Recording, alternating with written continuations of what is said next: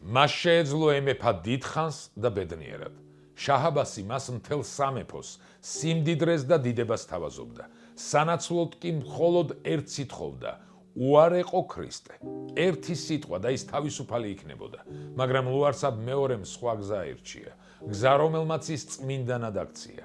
რა მოხდა იმ საბედისწერო ნადიმზე, როცა მეფემ თევზის ჭამაზე უარი თქვა და რა ძალა იდგა ადამიანის უკან, რომელმაც მსოფლიოს ერთ-ერთ უძლიერეს დამპყრობელს თვალებში შეხედა და უთხრა არა. ნახეთ ვიდეო და გაიგეთ წმინდა მეფის ნამდვილი ისტორია.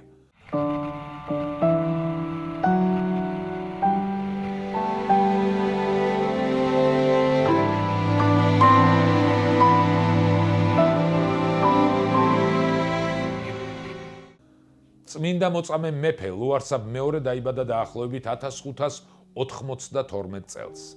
იგი ქართლის მეფე გიორგი მეათისა და დედოფალ მარიამ ლიპარტიანის უფროსი ვაჟიშვილი იყო.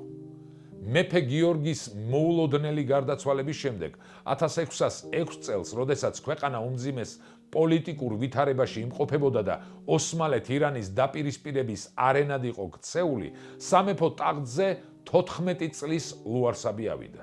იმავე წელს იმერეთში გიორგი მესამე, კახეთში კი თეიმურაზ პირველი აკურთხეს მეფედ. მცირეწყლოვანი მეფის ტახტზე ასვლამ ქართლის დიდ თავადებს შორის გავლენისთვის ბრძოლა გაამწვავა. მეფის აღმზრდელი და ფაქტობრივი მმართველი თავდაპირველად ჩადიმან ბარათაშვილი იყო, თუმცა მალევე დაწინაურდა მოურავი გიორგი სააკაძე, რამაც დიდგვაროვანთა უკმაყოფილება გამოიწვია. 1609 წლის ივნისში ქართლს თავს დაესხა ოსმალთა და ყირიმელ თათართა მრავალრიცხოვანი ლაშქარი, რომლის მიზანიც ახალგაზრდა მეფის შეპყრობა და ქართლის მთლიანად დაპყრობა იყო. მტერმა იცოდა, რომ მეფე ლუარსაბი ამ დროს ცხირეთის ციხეში იმყოფებოდა მცირეოდენ ამალასთან ერთად და ღამით გაემართა ციხისკენ. ალბათ ვერაფრით გადაურჩებოდა ლუარსაბი მტრის უეცარ დარტყმას, რომ არა ღვთის განგებულება და ერთი რიგითი მღვდლის თავდადება. გზად მათ შეიპყრეს ყველთენი მღვდელი, წმინდა თევდორე, რომელსაც უსჯულოებმა მეფის სამყოფელისაკენ უმოკლესი გზის ჩვენება დაავალეს. მღვდელმა მტერი სრულიად საწინააღმდეგო მიმართულებით ეკლიანი და კლდოვანი გზით ქვენად ყოცისკენ ატარა, რათა დრო მოეგო. როცა თათრები მიუხვდნენ ტყუილს, თევდორეს თავი მოჰკვეთეს. თუმცა დრო უკვე დაკარგული იყო და მეფემ სამშვიდობოს გასვლა მოასწრო. ამასობაში მეფემ და ქართლის სარდლობამ შეკრიბა ჯარი და სოფელ ტაშისკართან დახვდა მტერს. გაიმართა სამხედრო თათბირი, სადაც გიორგი სააკაძის გეგმა იქნა მიღებული. მიუხედავად რიცხობრივი უთანასწორობისა, 1609 წლის 16 ივნისს ქართველებმა ბრწყინვალე გამარჯვება მოიპოვეს. ბრძოლის ბედი გადაწყვიტა სტრატეგიულმა მანევრმა.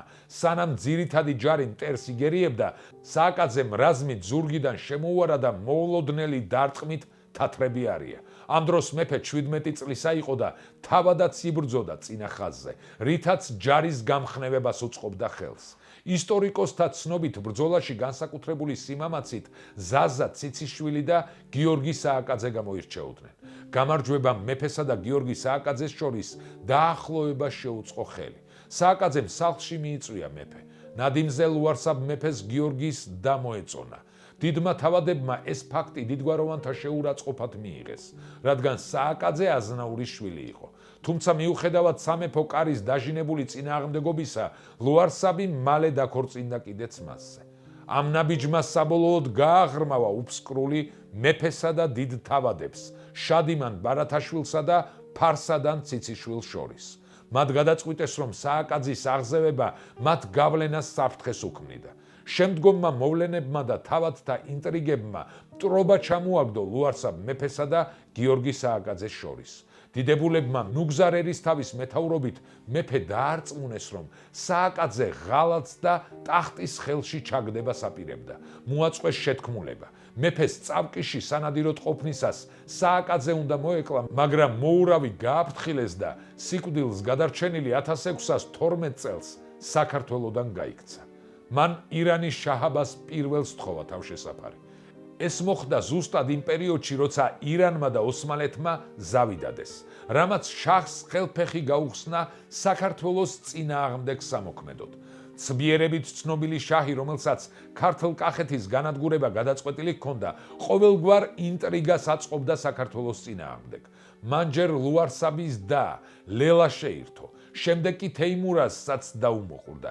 მისი ულამაზესი და ელენეც მოიყვანა ცოლად. შაჰმა წმინდა ლუარსაბ მეფეს თეიმურაზის მოკლა და კახეთის სამეფო შესთავაზა.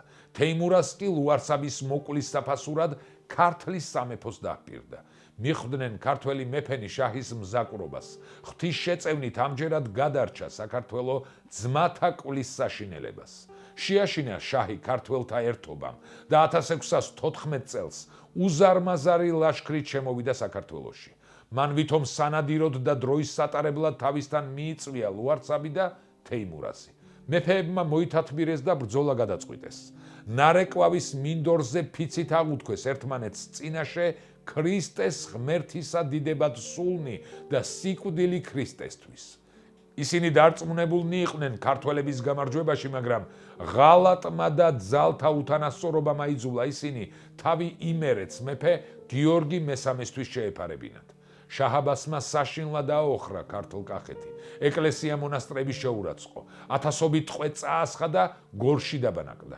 აქედან შეუთვალა იმერეთის მეფე გიორგის გაეცა სტუმრები და სანაცვლოდ დიდძალ საგანძურსა და მშვიდობას დაჰპირდა. გიორგი მესამემ თავის შორს დაიჭირა. ვერაგი შაჰის პირობა უარყო და უარი განაცხადა სტუმრების გაცემაზე. მაშინ შაჰმა ტაქტიკა შეცვალა. როცა შაჰ-აბასმა ნახა, რომ ძალით ვერას გახდებოდა, ცბიერებას მიმართა. დაიბარა ლუარსაბის გამზრდელი შადიმან ბარათაშვილი და ლევან აბაშიძე. მათ ხელით ფიცი გაუგზავნა ლუარსაბს, მომიყვანე ლუარსაბი არაფერს დაუშავებ, თეიმურაზი კი მოსისხლე მტერია ჩემი, მას ვერ ვაპატიებო. თან ოქროთი მოოჭვილი ხმალი და ყურანი გაატანა, რომელზეც ეწერა, რომ მეფეს უვნებლად დააბრუნებდა. შაჰი იმუქრებოდა, რომ უარის შემთხვევაში იმერეთსაც აოხრებდა. ლუარსაბმა კარგად იცოდა შაჰის მეგობრობა და გრძნობდა, რომ თავის მოკვეთაზე მიდიოდა, მაგრამ ქვეყნის აოხრების შიშმა და მეფურმა სინდისმა სხვანაირად გადაწყვიტა. მან თქვა, უკეთუ არა წარვიდე ამიყრის ქვეყანასა და მოაოხრებს. რამადლი არ სჩემდა. უმჯობეს არს მე წარვიდე და არ აოხრდეს ქვეყანა ჩემთვის.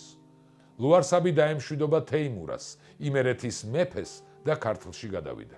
შაჰ-აბასმა პატივით მიიღო მეფე თბილისთან ახლოს.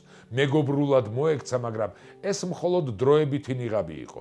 ცოტა ხნის შემდეგ ქართლში ახალი მმართველი დანიშნა. ჯარებიც ჩააყენა და ლუარსაბი ჯერ ყარაიაში წაიყვანა, ვითომც და სანადიროდ, იქიდან კი ირანში, ქალაქ აშრაფში გადაიყვანა. ყარაიაში ყოფნისას ლუარსაბმა ყველა განაცვიფრა ახოვანებით და ვაჟკაცობით.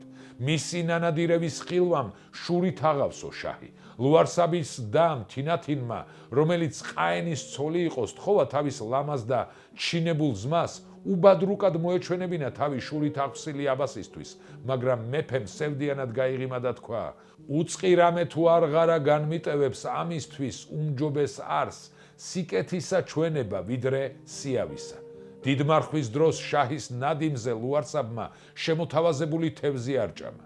დღეს თევზით გინდა გავტეხო მარხვა, ხვალ ხორცს შემომთავაზებ, შემდეგ კი ქრისტეს უარყოფასაც მომთხოვო. გაამჟღავნა მან შაჰის დაფარული განზრახვა. სიბრაზისაგან გაცოფებულმა შაჰმა პირდაპირ ქრისტეს უარყოფა და ალაჰის აღიარება უბრძანა მეფეს.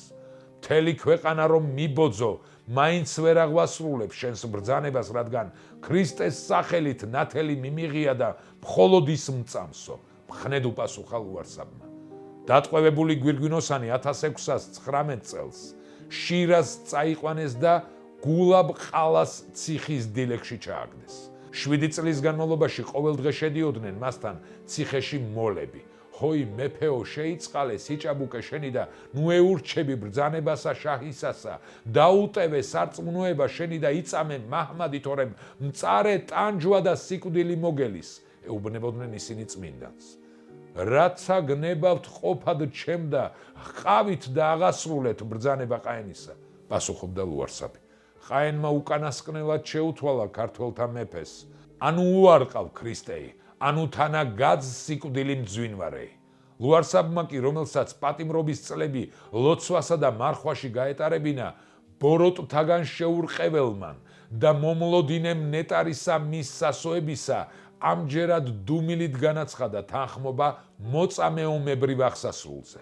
შაჰი საბოლოოდ დარწმუნდა, რომ ვერაფერი შეარყევდა ლუარსაბის სარწმუნოებას, განრისხებულმა საპყრობილეში გაგზავნა ჯალათები და მეფის წამებით მოკვდინება ბრძანა.